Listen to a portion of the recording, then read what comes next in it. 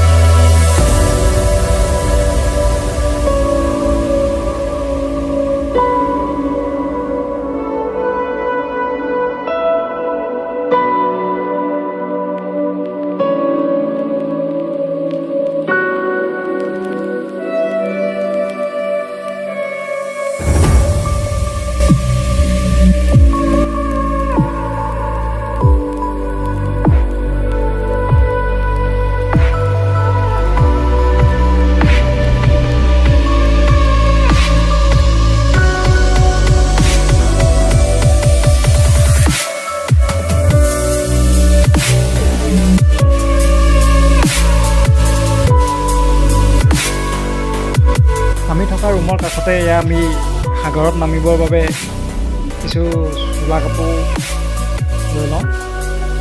দোকানলৈ আগবাঢ়ি আহিছোঁ চোলা পেণ্ট ল'বৰ বাবে।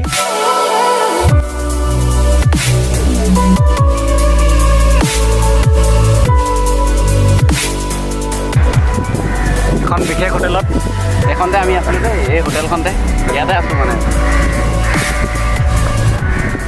এইডোখৰ মানে আপোনাৰ গোৱাৰ বীচ হয়, কলংগুটি বীচ, চবতকৈ পপুলাৰ বীচ এইডোখৰ।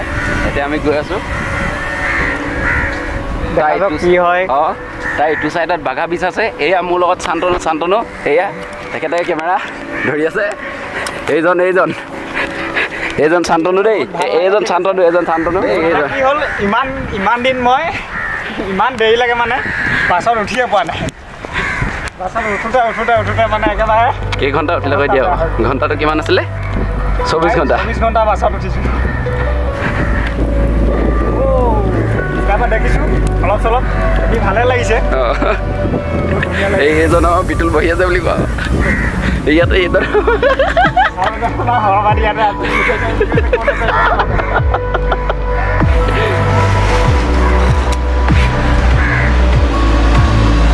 দিয়ে খাইছে।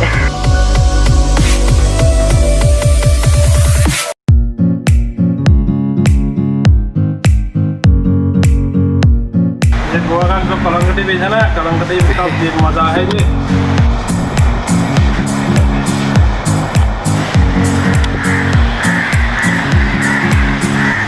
मजा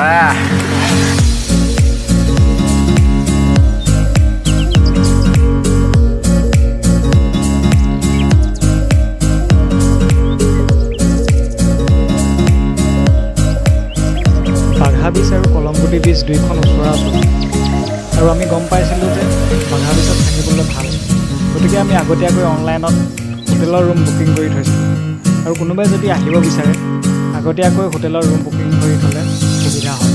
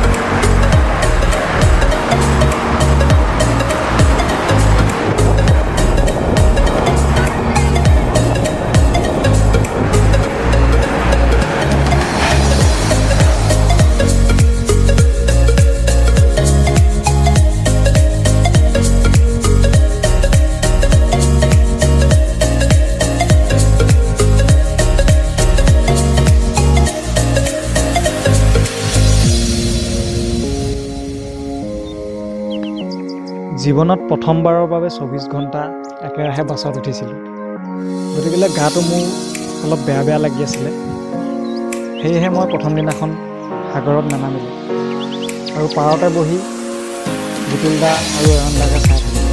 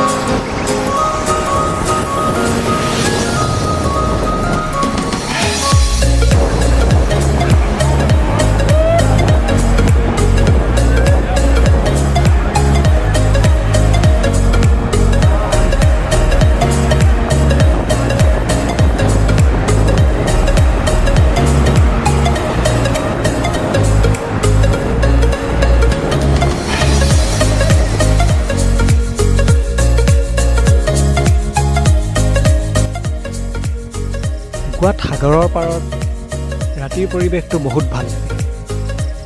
আমি গোটেইকেইজনে বহুত সময় সাগৰৰ পাৰত বহিলোঁ আৰু কিবা কিবি খালোঁ। তাৰপিছত গোটেইকেইজন আহি আৰু নিজৰ নিজৰ ৰুমত হৈ গ'লোঁ।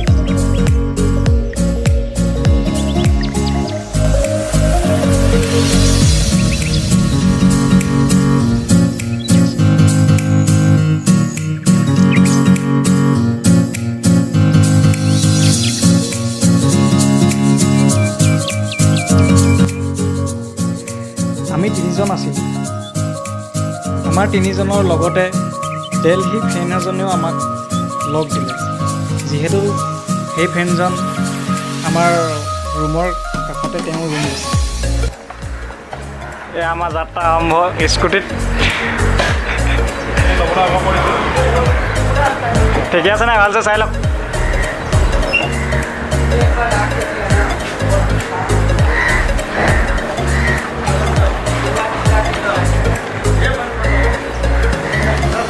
गोवा के सफर के लिए स्कूटी में बैठा हुआ है, अभी निकलेगा गोवा घूमने के लिए।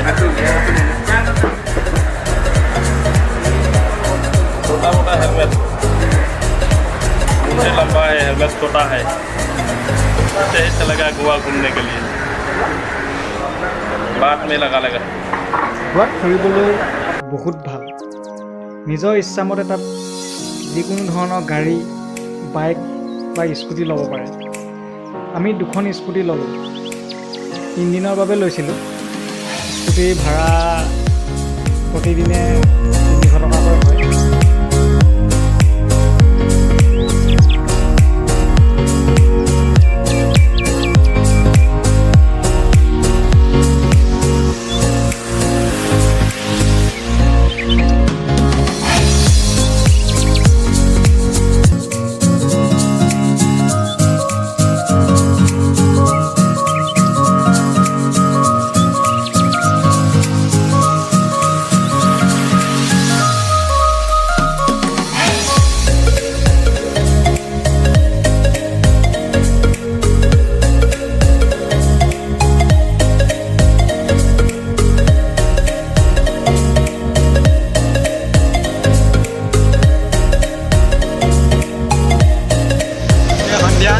গোৱা সাগৰ পাৰলৈ আহিছোঁ। ভালে লাগে, বেয়া নালাগে থাকি। গোটেই ৰাতি ইয়াতে পৰি থাকিম বুলিয়ে লাগিছে মানে। कुछ बोलो भैया। মই এতিয়া এডোখৰ ৰৈ আছোঁ। মই ভবাই নাছিলোঁ ভাতিজা আহি ইমান দূৰ পাই যাব লাগিব। ইয়াতে ভৰি থাকিব পাৰিব। কেতিয়াবা আহে মানে ঘূৰি যায়, কেতিয়াবা নাহে, কেতিয়াবা আহি মানে ঘপককৈ তিয়াই থৈছে। সেইটোৱে ভাল লাগে আৰু। এয়া সাগৰৰ মহিমা। উঠিছে ন, ধুনীয়াকৈ উঠিছে ন ঢৌবিলাক? ধুনীয়া উঠিছে। ভালো অলপ দেখাই দিয়ক। ডিজে নাইট পাৰ্টি চলি থাকে তাত বিন্দাছ নাচিব পাৰি খাব পাৰি